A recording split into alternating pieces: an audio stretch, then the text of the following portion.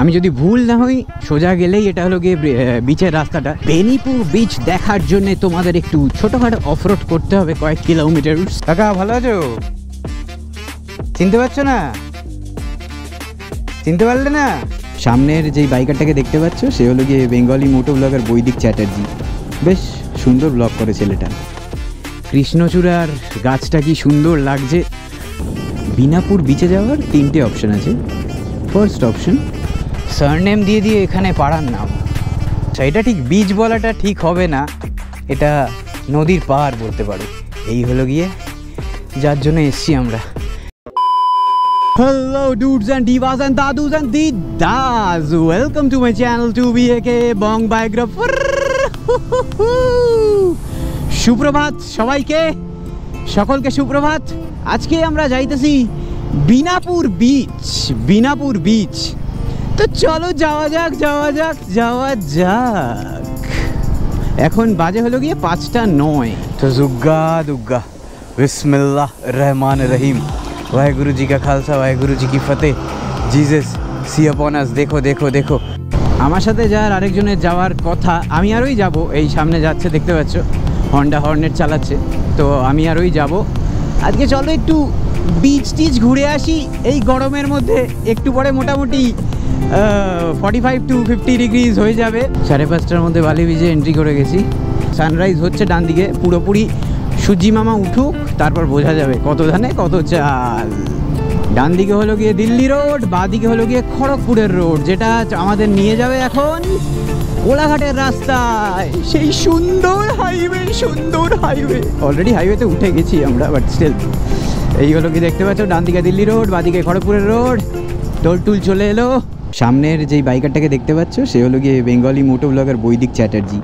বেশ সুন্দর ব্লগ করে ছেলেটা। এরা হয়তো 1-2 দিনের কোনো গ্রুপ রাইডে বেরিয়েছে, লাগেজ দেখে তো তাই লাগছে। সাবধানে যাও, যেখানেই যাচ্ছ তোমরা ফুল মস্তি করো রে বাবা। বেশ গ্রুপে বেরিয়েছে এরা, মোটামুটি 10-12 জনের একটা গ্রুপ হবে। ফুল অন মস্তি করো। Have a safe journey, have a safe journey.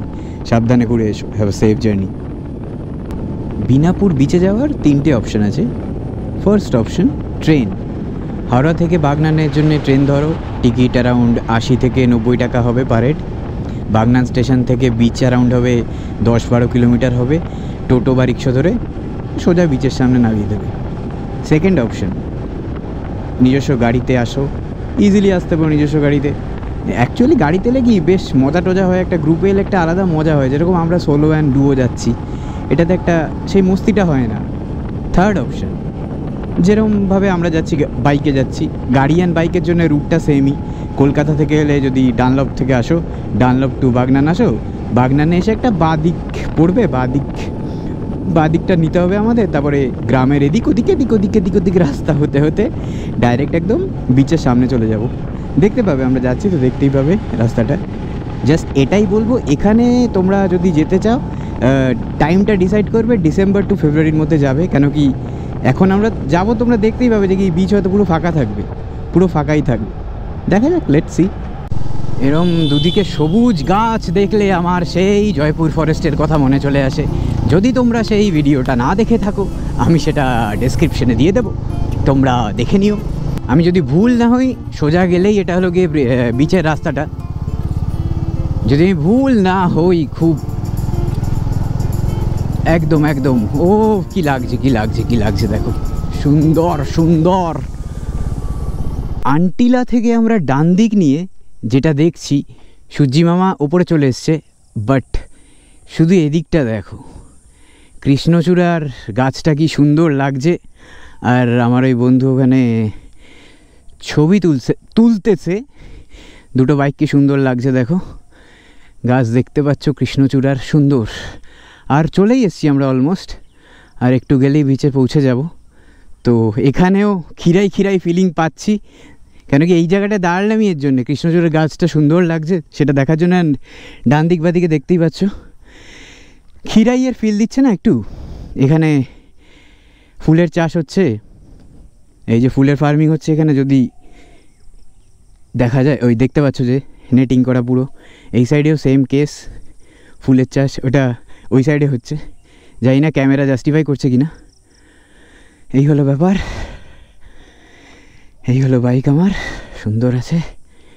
চলো কাকা, ভালো আছো? চিনতে পারছো না? চিনতে পারলে না? আচ্ছা, না আগে এসেছিলাম, দেখা হয়েছিল আপনার সাথে। আপনার সাথে দেখা হয়েছিল আগে একবার, আপনার মনে নেই হয়তো। মানে এইদিকে না, অন্য জায়গায় দেখা হয়েছিল আপনার সাথে। হ্যাঁ সেটাই, গরম আমার, সে তো লাগবেই একটু। ভালো আছেন তো? শরীর ঠিক আছে তো? আচ্ছা ঠিক আছে, চলো আসি। হ্যাঁ সবাইরই তো একই অবস্থা গরমে। আচ্ছা ঠিক আছে, চলো সাবধানে থেকো, আসি। ঠিক আছে চলো। এখানে দাঁড়িয়েছি, কৃষ্ণচূড়ার গাছটা দেখলাম, খুব সুন্দর লাগলো।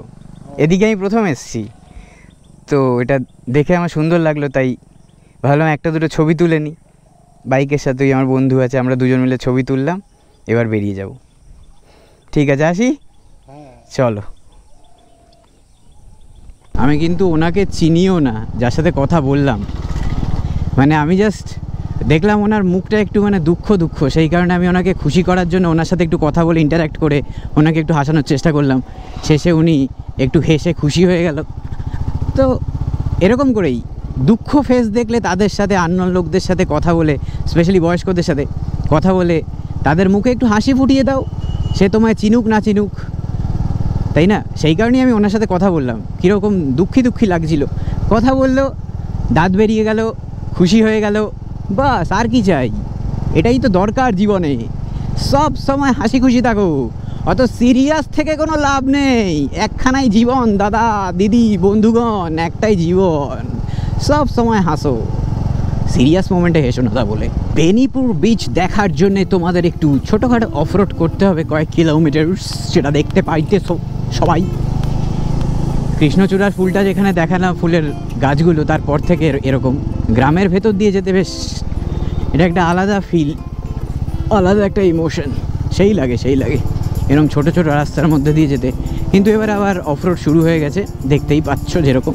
এই হলো গিয়ে আমাদের বেনাপুর বিচ, যার জন্য আমরা এলাম। ওখান দিয়ে ঢুকলাম, বাইক ওখানেই দুজনে পার্ক করা। অ্যান্ড এই হলো গিয়ে যার জন্য এসছি আমরা।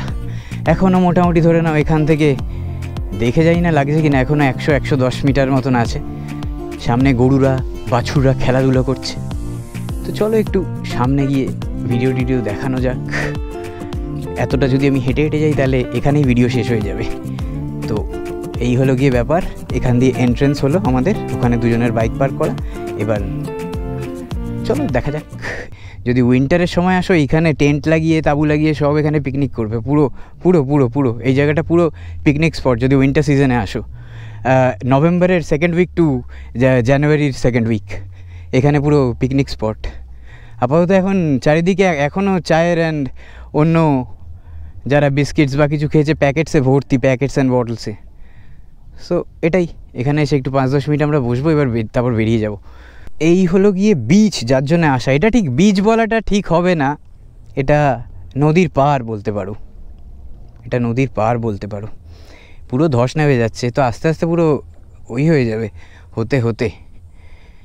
নৌকো টৌকো আছে, মছলি টছলি, ও মছলি ধরছে ওখানে, ওই তো কাকা মছলি ধরছে ওখানে। আর অতটা গেলে আর বাড়ি যেতে হবে না, ওখানে একটু গেলেই এই জায়গাতে কাদায় ভর্তি, পা দেবো, পা হাফ ঢুকে যাবে ভেতরে। মানে ক্যামেরা জাস্টিফাই করবে না, কিন্তু আমি দেখলে বোঝা যাচ্ছে যে কি পা দিলেই পা পুরো ডেবে যাবে। এই হলো গিয়ে যেই বিচের জন্যে আইসি। তো বেনাপুরের বিচে যাওয়ার জন্যে এই হলো গিয়ে যেই রাস্তা দিয়ে এলাম। বাইক এখানে পার্ক করতে পারো, এখানে পার্ক করতে পারো, কিন্তু এর আগে যেও না ভুলেও, যদি এই সময় কেউ আসো। প্রচণ্ড কাদা এখানে, বাইক আগে নেওয়া যাচ্ছে না। এবার আমরা বেরোচ্ছি। এই হলো গিয়ে বেনাপুর বিচ, পার নদী যাই বলো। আদিওস বেনাপুর বিচ। এখানে একটা জিনিস লক্ষ্য করলাম, কিছুটা যেতে যেতেই এক একটা মাইলস্টোনে পাড়া লেখা। একটা দেখলাম আদক পাড়া, এটা হলো গিয়ে সামন্ত পাড়া। মানে সবার সেকেন্ড নেম বা সারনেম যেটা বলো, সারনেম দিয়ে দিয়ে এখানে পাড়ার নাম। দুটো গেল, একটা হলো গিয়ে যেরকম বললাম আদক পাড়া, এটা হলো গিয়ে সামন্ত পাড়া। বেশ বেশ বেশ, মানে সেখানে সামন্তরা থাকে আর ওখানে আদকরা থাকে। তাহলে আজকের এই আমাদের বেনিয়া বুনিয়া বুনিয়া যাই বলো যাইপুর, আমরা মজা করছি, এই বিচটায় গেলাম, ভালো লাগলো। আশা করছি তোমাদের এই মোটো ব্লগটা ভালো লাগলো। তো আজকের জন্য এইটুকুনি, চলো টাটা, বাই বাই, আদিওস, খুদা হাফেজ। Yeah, I will always be a warrior. You can't stop me, you can't stop me now. Yeah, I will always be a warrior. You can't lock me, you can't lock me down. I will not lay down my arms. Ready to be covered in scars, 'cause I will always be a warrior. Late nights, get lost, hard work, the cost. Can't quit, can't stop, this world all cut off. Don't have time to waste, not now. Need to find a way to get out, 'cause I'm gone in deep, get lost.